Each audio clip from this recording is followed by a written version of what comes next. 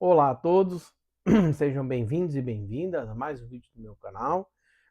Eu sou o Christian e hoje a gente vai continuar o estudo da obra Doutrina e Teologia de Umbanda Sagrada na parte número 41, tá?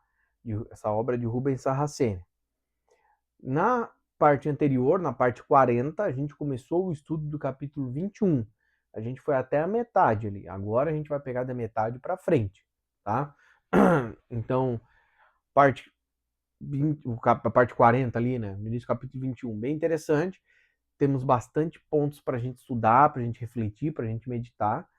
É um puxão de orelha da espiritualidade para nós, um ponto de atenção importantíssimo da espiritualidade para nós.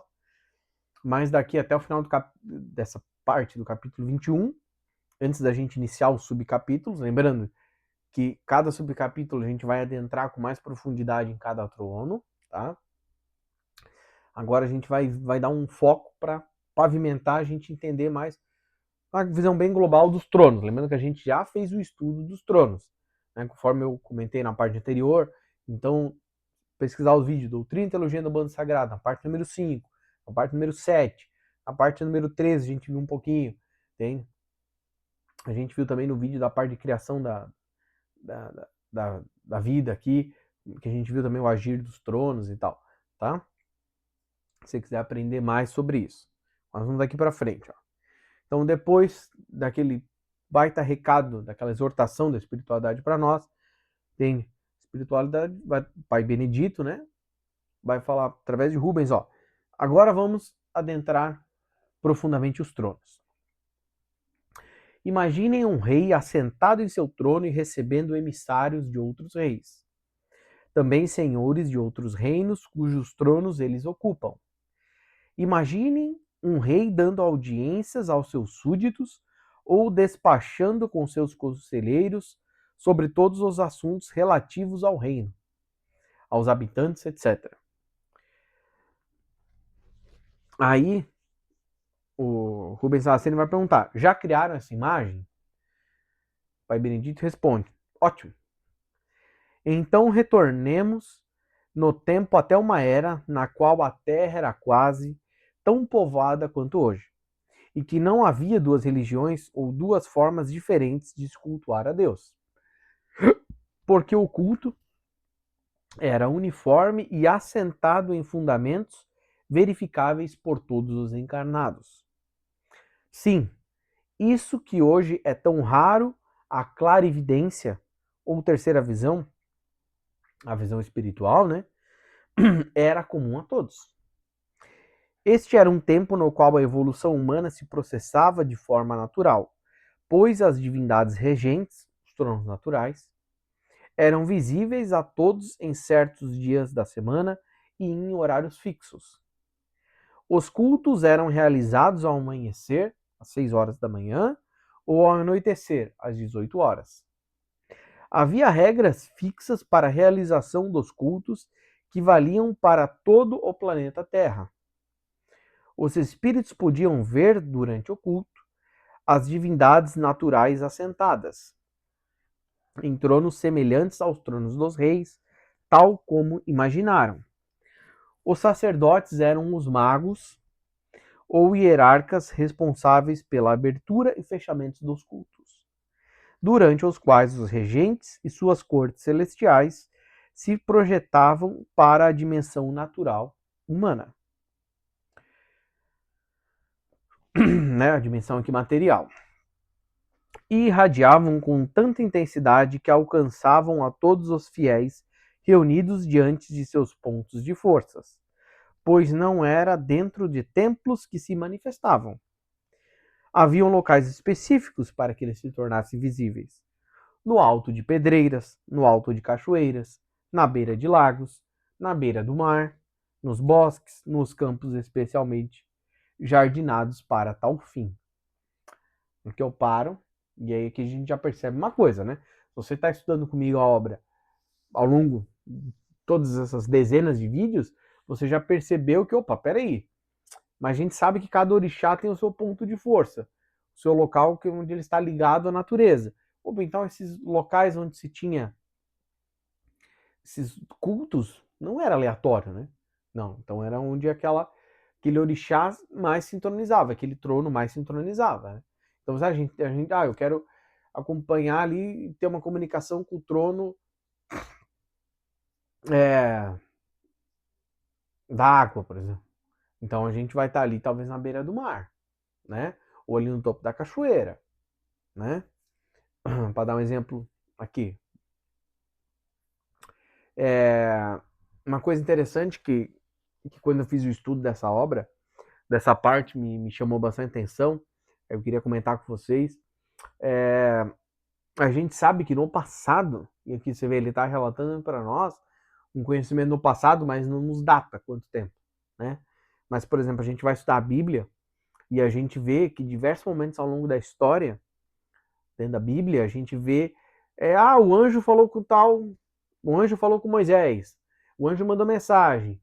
E você vê que eles agem com uma naturalidade, né? Eu nunca vi um espírito, né? Desde a minha encarnação, que eu nunca vi. Então, se materializa um espírito aqui, eu com certeza vou assustar. Pode ser um espírito de Jesus, mas eu vou assustar, vou medo de um espírito aqui agora, né? Então, imagina se a gente chega hoje e eu falo assim, então, materializou um espírito na minha casa e ele trouxe tal mensagem, eu vou levar pro povo, né? A gente já tem, né, isso mais ou menos, né? Trabalhos sérios, trazendo mensagem de espiritualidade e entra em descrença, né? Mas naquela época, você vê, era normal. Por que era normal? E a espiritualidade nos ensina, só trazendo um conhecimento fora dessa obra para nos corroborar o que a gente está estudando aqui, né? É porque durante muito tempo da humanidade a gente tinha um acesso à espiritualidade maior. E isso ao longo do tempo foi fechado, né? Dentro da revelação cósmica, João Vallan nos ensina, de novo, eu não sei exatamente precisar em quanto tempo, mas existia um tempo onde essa comunicação entre dimensões, entre universos, era muito mais fácil. Por isso que se tinha, nossa, uma visualização, um monte de espaciais, de espíritos, de entidades, como a gente está estudando aqui, se vê no passado, conseguíamos ter acesso aos tronos, acesso aos orixás, né, de uma maneira muito mais aberta, e isso foi fechado ao longo do tempo, né? Porque justamente na casa desse universo paralelo ao nosso, esse universo vai ser destruído, né? Então aquela galera que tá lá vai vir para cá, né? E a questão da mediunidade, ao longo do tempo, a gente fez o estudo, se eu não me engano, na obra, não lembro se é Encargo em Compromisso ou se foi na obra Muito Além do Horizonte, a Vallan nos explica isso, né?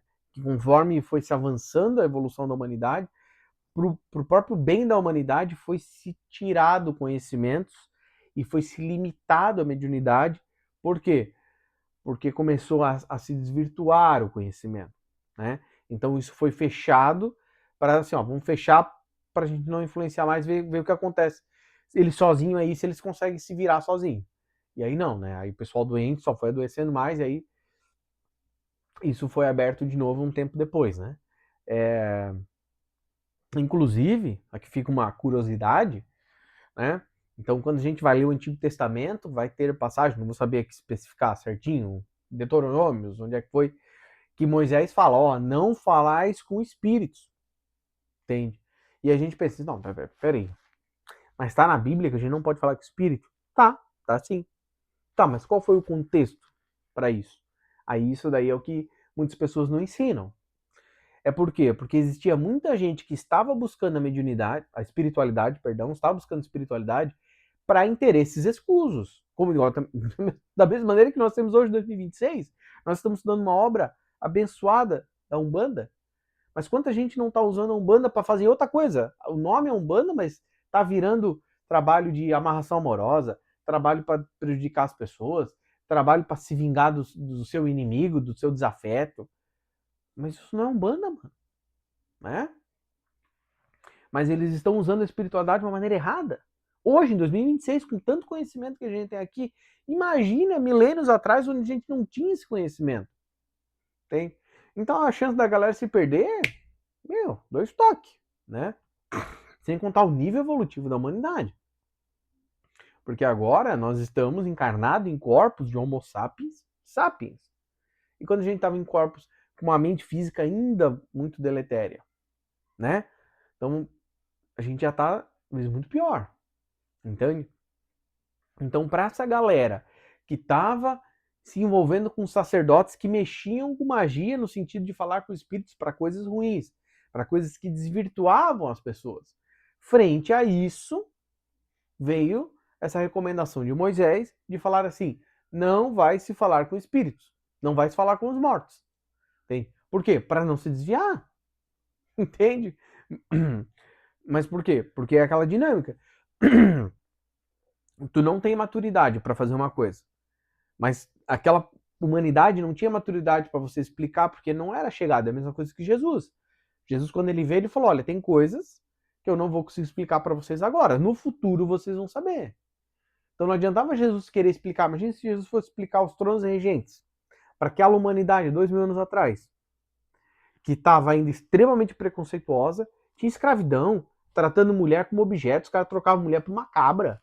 Às vezes valorizavam mais uma cabra do que uma mulher, que é um ser humano, um filho de Deus. Não que o animal não seja, ele é, mas ele está no nível evolutivo inferior.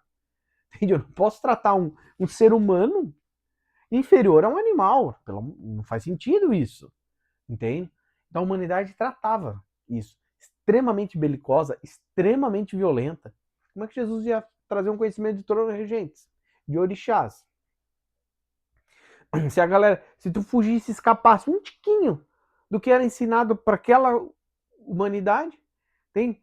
Então eu sou judeu, extremamente fechado no judaísmo. Se tu quisesse explicar um negocinho fora aqui, já não dava, já não aceitava, já fechava-se o pau. Inclusive a espiritualidade nos conta daquela passagem onde eles levam a mulher adúltera para ser apedrejada. Que primeiro tem 2 pontos aqui, que não é falado na obra. Né? Isso é uma trama das trevas para tirar. Que naquele momento, por aquela lei judaica, não era só a mulher ser apedrejada. Era a mulher e o homem. Por que o homem não foi levado? Olha o machismo na sociedade, já aparecendo lá atrás, né? Que é uma sociedade extremamente machista, né? Mas a gente sabe por isso, na obra Sublime Peregrino, por exemplo, nos traz essa revelação, de que isso foi uma trama das trevas. Então eles falaram assim: vamos levar a mulher lá e vamos ver a reação de Jesus. Porque se Jesus falar para não apedrejarem ela, ele está indo contra a lei judaica, né?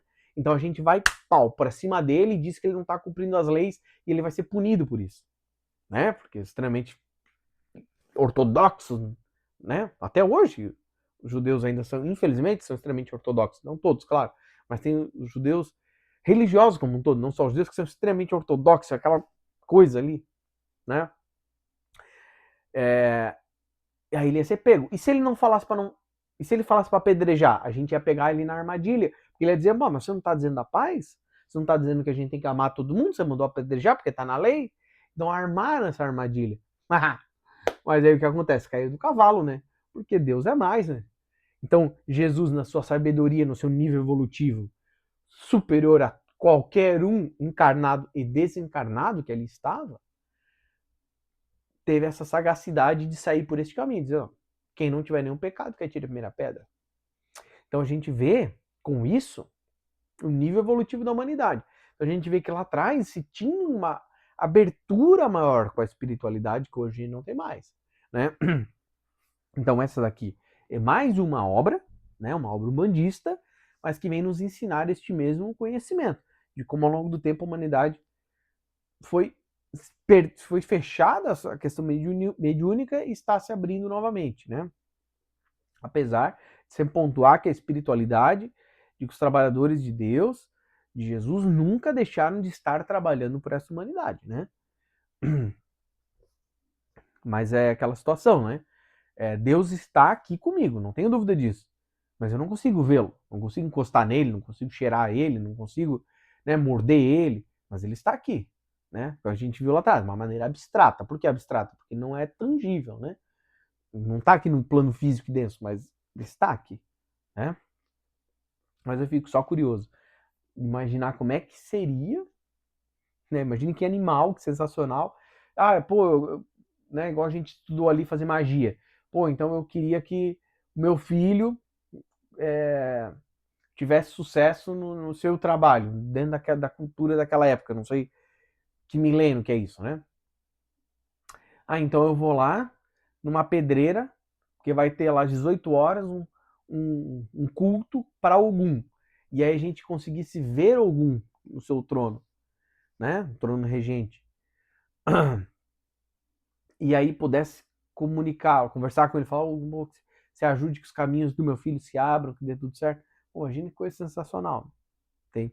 Claro que a gente também ia levar um puxão de orelha, né? Como a gente já levou um puxão de orelha no início desse capítulo. Mas é importantíssimo, às vezes fica meio ruim. Ah, mas por que uma exortação? É bom para quê? Para a gente se lembrar e corrigir a rota se a gente tiver errado. Ah, deu um puxão de orelha. Faz sentido para você? Não. Então desconsidere e vamos para frente. Ah, não, pô, senti no meu coração que essa palavra era para mim. Pô, realmente, eu tô me perdendo. Então que bom que isso veio agora para corrigir a rota e não fazer mais besteira. Né? E não ter mais dívida para pagar. E não ter mais decisões erradas para depois ter que reparar, né? Mas vamos continuar aqui o estudo. Ó. Quando os cultos eram realizados, as divindades naturais, os orixás regentes, se mostravam assentados em tronos energéticos, magnificantes, multicoloridos, porque irradiavam tantas cores e energias quanto um imenso arco-íris celestial. Conta-se 77 tonalidades num trono celestial de um orixá regente. Os orixás maiores planetários, né, que são os orixás regentes, né, nos é impossível precisar suas policromias, pois irradiam cores desconhecidas e inomináveis. Ah, não. Os 77 tonalidades é dos orixás que a gente conhece, né? Oxum, Xangô, Oxóssi. E os orixás maiores planetários, aí a gente não consegue contar, né?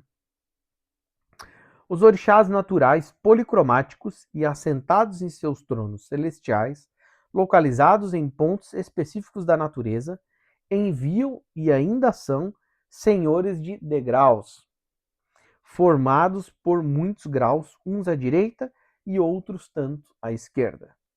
Os graus da direita, todos ocupados por seus auxiliares para as outras dimensões, são todos de magnetismo positivo.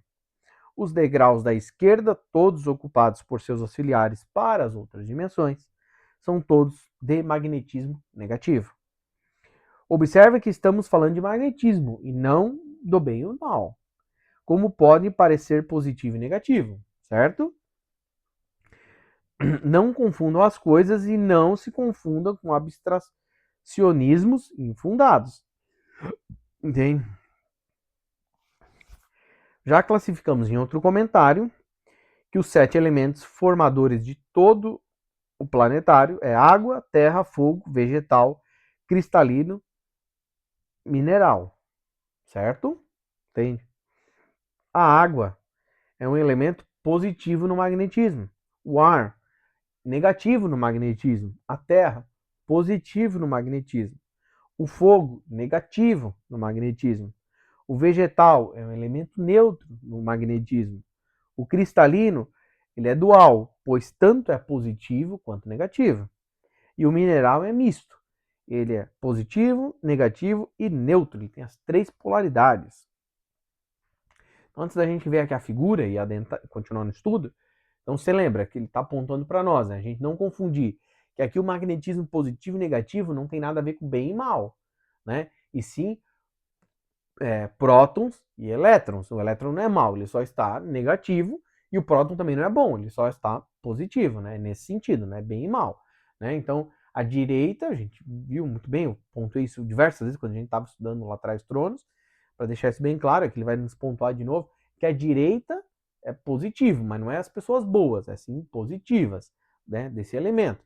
Então, na parte à direita, nós vamos ter toda uma espiritualidade trabalhando, né, no âmbito da luz, por exemplo, no âmbito positivo. E na esquerda nós vamos ter toda uma espiritualidade também trabalhando para a luz, também ajudando, mas no espectro de magnetismo negativo, né?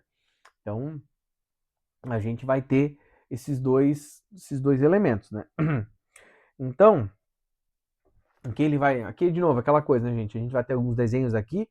Eu estou mostrando da melhor maneira que eu posso. Para vocês vai parecer invertido, mas eu vou explicando aqui a figura. E também não é uma figura muito complexa. aí fica fácil para vocês entenderem aí. Então aqui a gente vai ter, ó, um exemplo do trono. Então aqui em cima a gente vai ter o trono regente, né?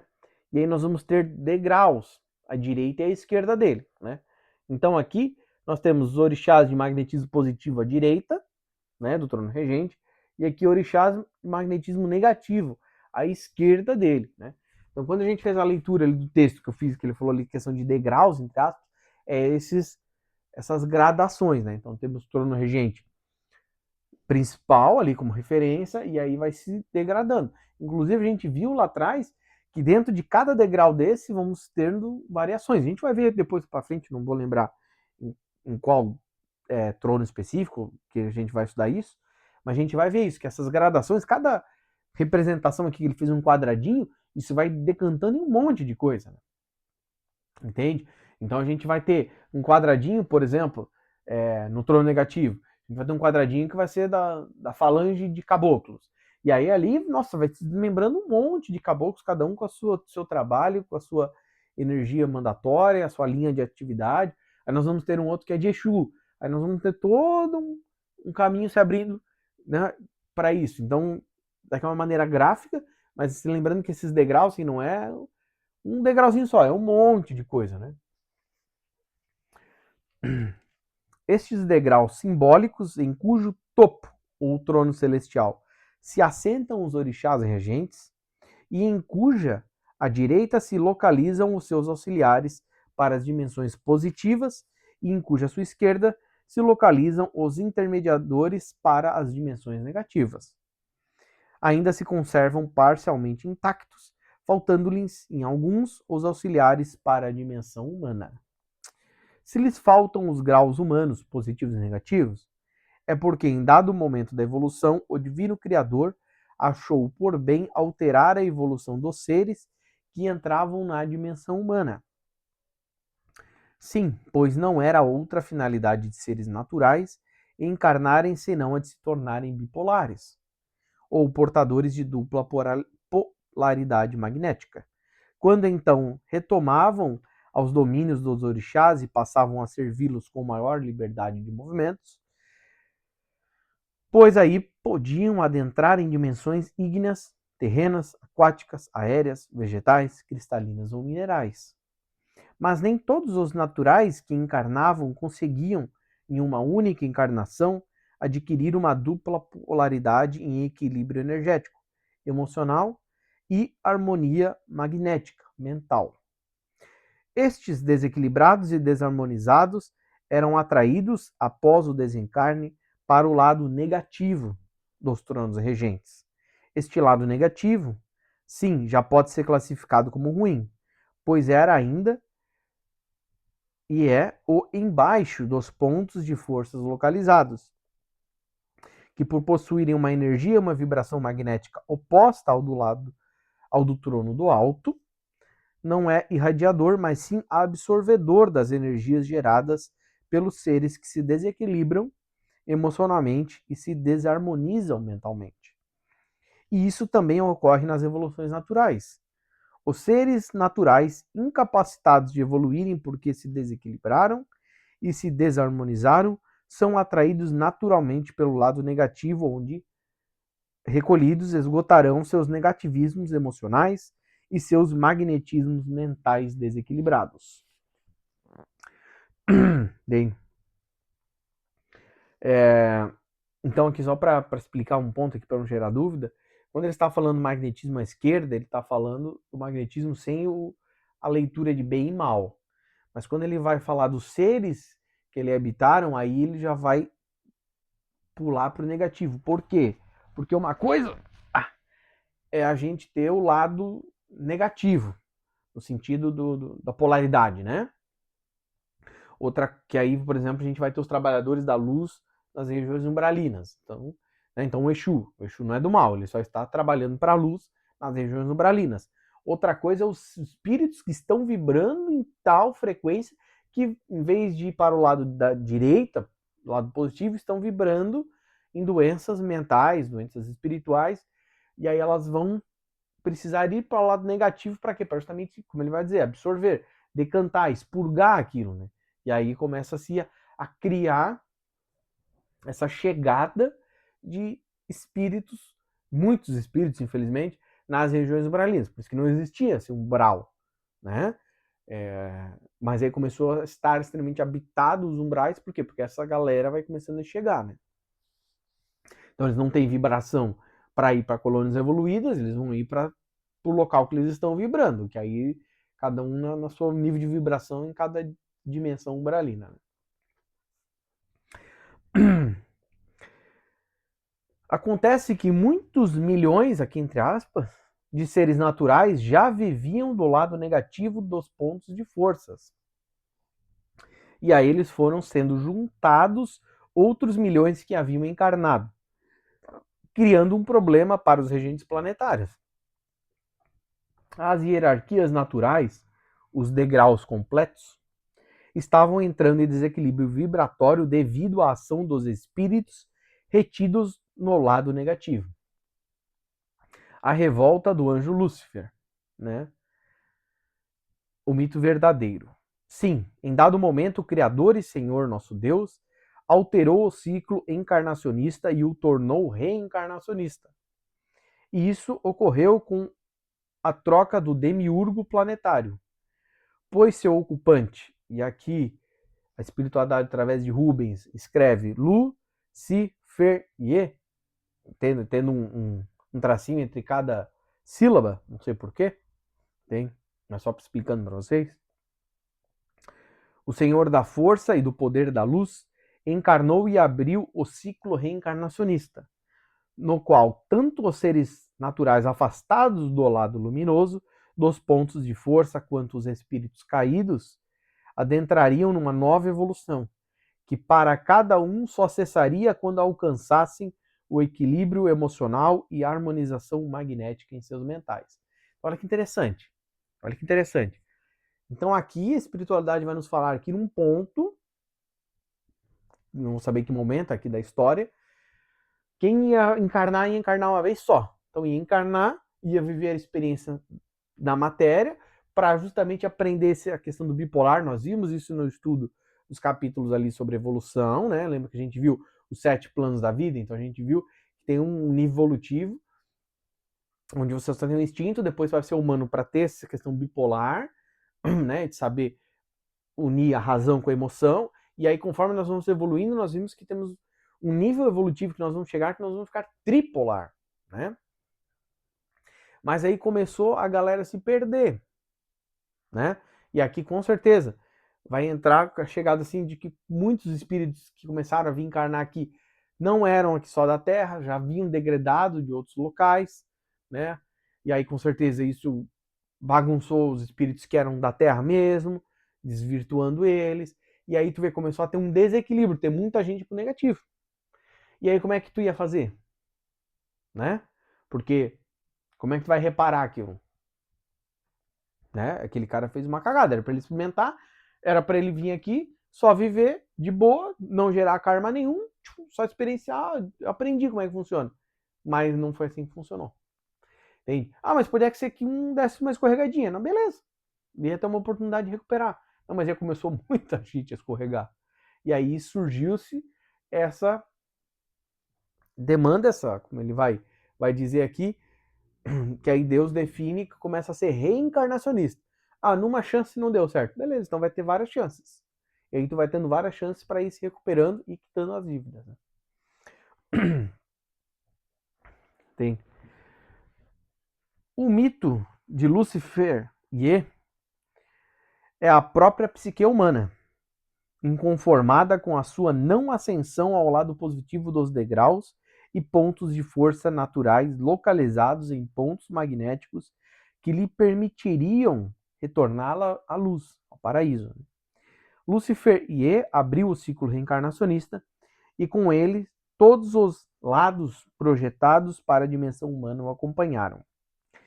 Houve, né, nesse ponto, houve uma separação dos pontos de força e os lados de baixo, né, entre aspas, dos degraus foram separados, afastados dos do lado de cima, como podemos ver no exemplo.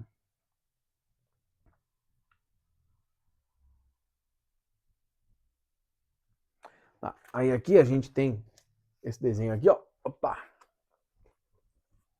Então, aqui nós temos o trono positivo. Aqui nós temos uma região neutra, né? Que é faixa neutralizadora ou isoladora dos polos magnéticos.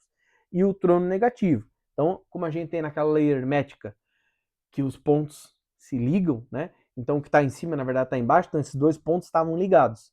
E aí, como teve essa necessidade, se desmembrou isso, abrindo esses dois pontos. Mas esses dois pontos estão, em algum ponto, eles se conectam, né? E aí ele vai falar que aí quando vinha a encarnação primeiro, eles vinham encarnar, que é essa força de baixo. Então o espírito vinha aqui no ponto baixo e encarnar para tentar vir para a faixa neutra, né, que seria essa faixa aqui, e daqui pular, né? Essa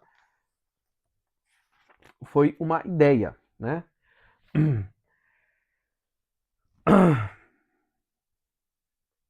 Aí nesse próximo desenho, aqui, ó, daqui é mais fácil eu vir por aqui, ó.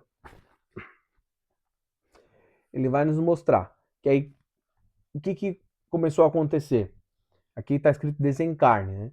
Então alguns espíritos desencarnavam e ascendiam, né? Então quitou seus karmas, evoluiu, progrediu, se curou, ascendia. Lembrando que aqui é o trono positivo, né? Alguns espíritos continuavam errando, continuavam falhando nas suas encarnações. Aí o que acontecia? Eles desencarnavam, voltavam para a parte negativa, que é aquela coisa que eu já expliquei. Ah, então você tinha que expurgar uma questão de ganância, de volúpia, de soberba de saber, de fofoca, de não sei o quê. Vai para a região umbralina para expurgar, para resolver tudo aquilo ali. Vai ter mais uma oportunidade para encarnar. Se curou, evoluiu, progrediu, reparou os débitos. Ah, não, fez cagada. Então, volta lá para resolver as coisas, né? E aí começou, por necessidade, começou a se formar esse mecanismo aqui, né? E aí, entende? Desse processo sucessivo de reencarnações, nesse ciclo reencarnacionista, começou a se formar um seguinte fenômeno, que é este desenho daqui, ó. Então aqui lembrando, trono positivo, trono negativo. Essa região do desencarne, tu vê, começou a ter uma troca de espíritos. Por quê? Porque aquele conceito que o budismo ensina, eu acho muito lindo, por isso que eu sempre referencio a ele, que é o conceito de Bodhisattva, né? Então, você evoluiu muito ao ponto de conseguir atravessar esse rio. Então, você não está mais nesse ciclo reencarnatório. Tu expiou todo o teu karma, despertou, evoluiu, ascendeu para um novo nível. Tu chega lá. Mas aí tu chega lá e aí tu olha teus irmãos e irmãs aqui, tira o pau de bomba. Aí tu pensa assim, não, pô, preciso ajudá-los. Aí você, não por uma obrigação, porque você não precisa mais, mas você escolhe voltar para vir ajudar a galera aqui, né? Como a gente tem muitos e muitos, temos nosso mestre Jesus, que é uma referência disso, não precisava encarnar. Ele veio aqui por missão para justamente nos ajudar, né? Então a gente começa a ter essa troca. Então a gente começa a ter, como a gente viu aqui no desenho, né? Então a gente tem espíritos que estão evoluídos, que saem do trono positivo para baixo para vir ajudar, e espíritos que estão no trono negativo, que estariam em regiões umbralinas para se expurgar tudo, adentrando para a encarnação, né? Entende? Dito isso, ele vai nos falar o seguinte, ó. Os degraus ocupados pelos orixás regentes, por abrirem-se para muitas dimensões, assumem a forma de poliedros, pirâmides, pentágonos, cubos, etc.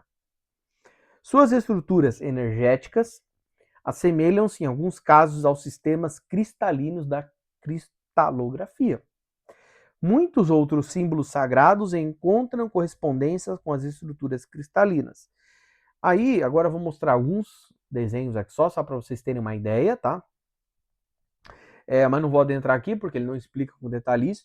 Lembrando que lá no capítulo... Ih, rapaz, eu não lembro se foi no capítulo 20 ou no capítulo 19, a gente viu alguns símbolos sagrados, né?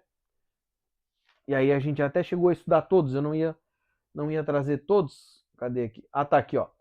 Na parte número 36, então se você quiser ver mais sobre símbolos sagrados, a gente tem o estudo do capítulo 20, subcapítulo 20.3, né, os símbolos mágicos, que é a parte 36, tá? Onde a gente viu, então a gente viu a cruz granada, a gente viu a cobra de ouro, a cobra coral, a gente viu a pirâmide equilátera, né? O círculo quadrado equilátero, se não me engano. A gente viu alguns símbolos, só que aí, naquele momento, a espiritualidade, através de Rubens, não nos trouxe a grafia dos símbolos. Eu queria que tivesse isso, acho que ia facilitar para a gente entender exatamente qual é o símbolo que eles estavam se referindo. Aqui eles vão trazer, mas aqui é bem simples, tá? Então, e aí eu não sei por que tem símbolos à esquerda ou à direita, tá? Não sei se tem alguma mensagem aqui para nós sobre isso, tá? Então aqui, ó, a gente vai ter aqui, ó. Então, estrelas pentagonais. Então a gente vai ter essas grafias aqui, ó, uma estrela pentagonal que é bem facinho. Aqui é uma forma geométrica, né, um poliedro. Entende? Aqui repete. Aí a gente tem aqui os quadriláteros, né? Aqui um e outro. Aqui não tem paredes. Nós temos as triangulares, né? Dois triângulos exatamente igual. E aqui um sem aquelas bolinhas ressaltadas, né? Os vértices, né? Tendo um enfoque, não sei o que significa. E heptagonal estrelado. Aí a gente tem aqui, né? Esse daqui, esse heptágono e a estrela de novo aqui de 7 pontos. Entende? Então, vai ter isso. Aí, como vai vir da... Como ele vai falar, né?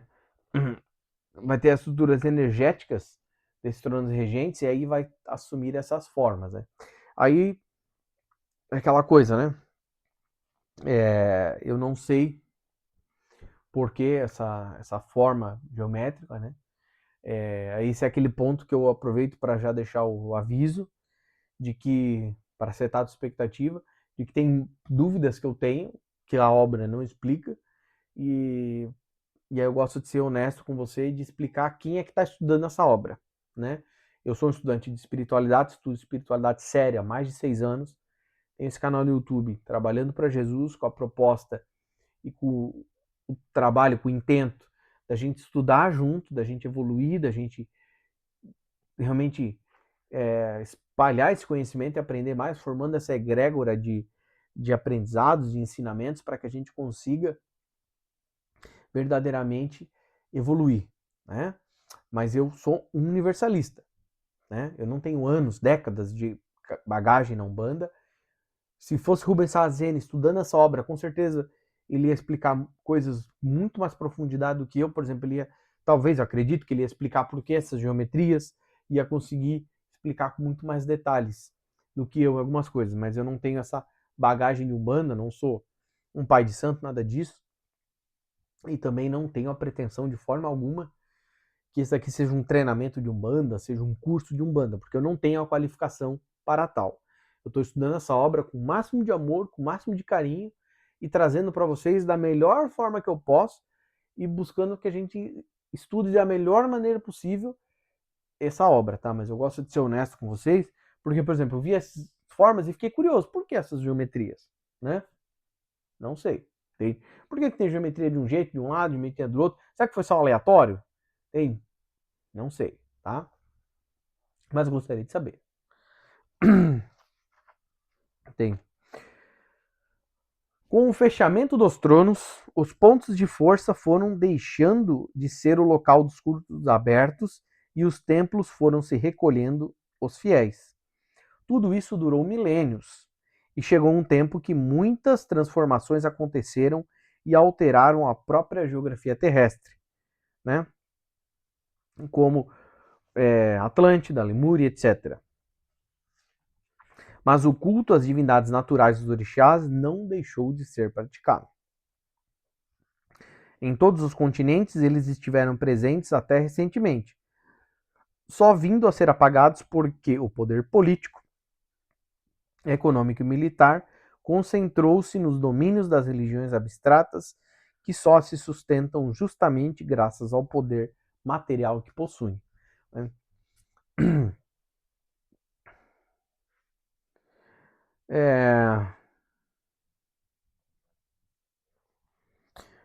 E aí, a última.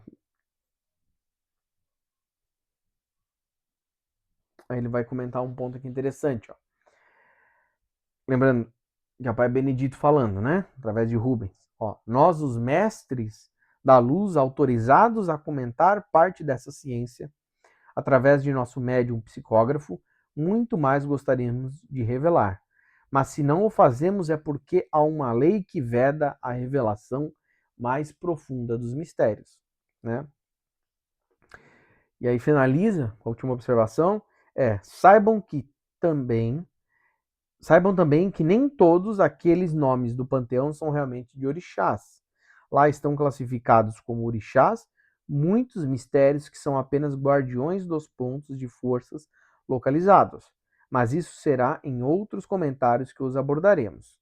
Tem Pai Benedito de Aruanda. Então, olha que interessante. Então, a gente vai finalizar esse capítulo 21 justamente com a espiritualidade através de Rubens, nos falando desse fechamento desses pontos de força, né? Mas como não deixou de se ter o culto aos orixás, de se ter todo o contato com a espiritualidade, ele só passou a ser de uma outra forma.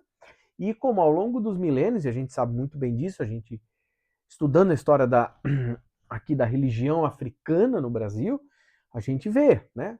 Quando tu vai estudar sincretismo, você pensa, que palavra é essa? Aí você já vê justamente o que Pai Benedito está nos falando aqui, né? Então, se roubaram, sequestraram o povo africano, os trouxeram para o Brasil para ser escravos aqui, e a cultura deles. Mas aí tinha que ser católico, porque essa cultura é do diabo. Então só católico é que leva eles para o céu. Então olha que absurdo. Além de você arrancar o cara da família dele, às vezes pode ser que tenha matado a família dele, ou pode ser que ele esteja vivo e ele em saudade numa outra terra que ele não fala o idioma, para trabalhar em trabalho escravos, e a escravidão era 14, 16, 20 horas de trabalho por dia. Você ainda não tinha nem direito até a tua religião, porque a galera que estava aqui ainda falava, não, essa é a religião do diabo, você tem que acreditar na minha religião, porque o meu Deus é o do verdadeiro. Eu pensei, não, mas se tu tá seguindo o que Deus está ensinando, tu não ia ter escravo, meu querido. Né? Mas tudo bem, é nível de consciência histórica, né? Naquela época você acreditava nisso, mas fazendo uma análise de hoje, então a gente tem que ter o sincretismo, que é justamente o que ele vai falar ali.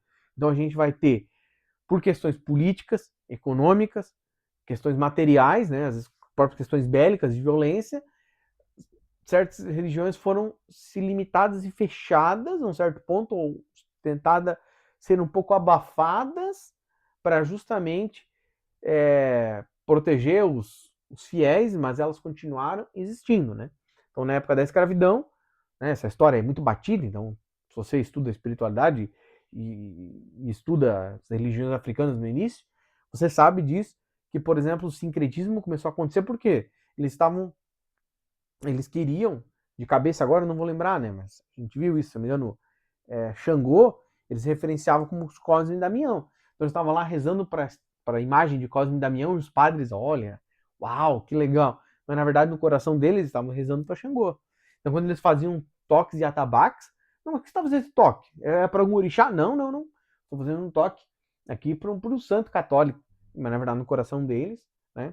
E é legal de ver. Porque o que importa é que está no coração. Ah, mas na boca eles disseram que estavam rezando para um santo. Mas o que importa é que está no coração. Né? E aí também fica o questionamento. Por que essa tentativa de esse apagamento histórico dessas religiões, né?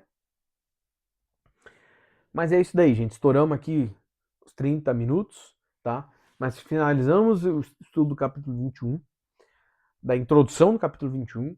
No próximo vídeo, na semana que vem, a gente vai... Quer dizer, é vídeo de quarta-feira, na verdade. O vídeo de quarta-feira, a gente vai começar o estudo do capítulo 21.1, que vai ser sobre os tronos regentes. Então a gente vai começar lá aquele primeiro trono lá que a gente viu naquele desenho, né? Então vamos estudar ele, entende? Vamos ver se a gente consegue estudar ele tudo num vídeo também, tá bom? E é isso daí. Antes de encerrar o vídeo, eu vou fazer os recadinhos de sempre, tá bom?